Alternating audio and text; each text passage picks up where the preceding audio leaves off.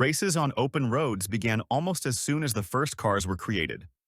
The first one took place in 1894, covering a 79-mile route from Paris to Rouen. The race was organized by Pierre Giffard, a journalist for the Parisian daily Le Petit journal, and aimed to evaluate whether horseless carriages could be a viable alternative to horses and trains. The cars were truly horseless vehicles, but the high, square box mounted above the axle, which housed the engine, and the long steering lever used for control strongly resembled the carriages that old horses used to pull. The driver sat very high, high enough to see the road over a horse, had there been one. The wheels were wooden, about a yard in diameter, with narrow rims like those of bicycles, made of solid rubber. The driver tried to steer with the control lever, which was long, stiff, and prone to slipping from the hands whenever the wheels hit a stone or pothole. Even on a perfectly smooth road, it was difficult to drive safely. The brakes were equally primitive. They couldn't stop the car quickly.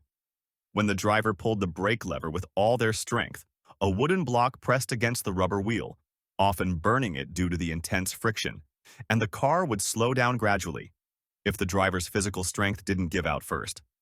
The unpaved road stretching from Paris to Rouen was long, white, and dusty. The cars, all of French manufacture, raced in stages to practically demonstrate the manufacturer's claims that their vehicles could cover the distance faster than any horse or pair of horses. Indeed, there was no means of locomotion in the world as fantastically fast as these cars. The vehicles departed from the capital.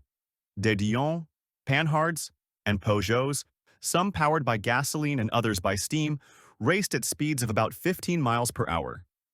In some places, crowds gathered to eagerly watch this kind of mechanical miracle. In others, horse riders galloped alongside the cars, stopped to observe them, and then resumed galloping at their side.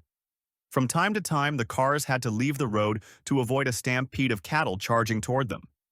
Individual cars were sometimes attacked by dogs, which on more than one occasion managed to flip them over dramatically. Huge clouds of dust were raised, so dense that, except for the first car in the lead, all others were completely invisible. Drivers coughed and cursed, wrapping scarves around their faces, clinging desperately to the steering lever, and praying fervently that their car stayed on course and didn't crash into rocks or potholes, or collide with the car ahead, which was impossible to see due to the thick dust cloud. After about 7 hours of racing under such conditions, a few cars managed to reach Rouen. News of their successful arrival was received with great emotion everywhere. The winner's average speed was a breathtaking 11.6 miles per hour. As a sport, it seemed these roads promised a glorious future, as they tested nerves, were thrilling, romantic, and, above all, a means of travel. The first driver to cross the finish line in Rouen was Jules Albert de Dion, but he did not win the main prize because his steam vehicle required a stoker, which made it ineligible. The fastest gasoline-powered car was a Peugeot, with 3 horsepower, 2.2 kilowatts, 3.0 PS, driven by Albert Lemaitre.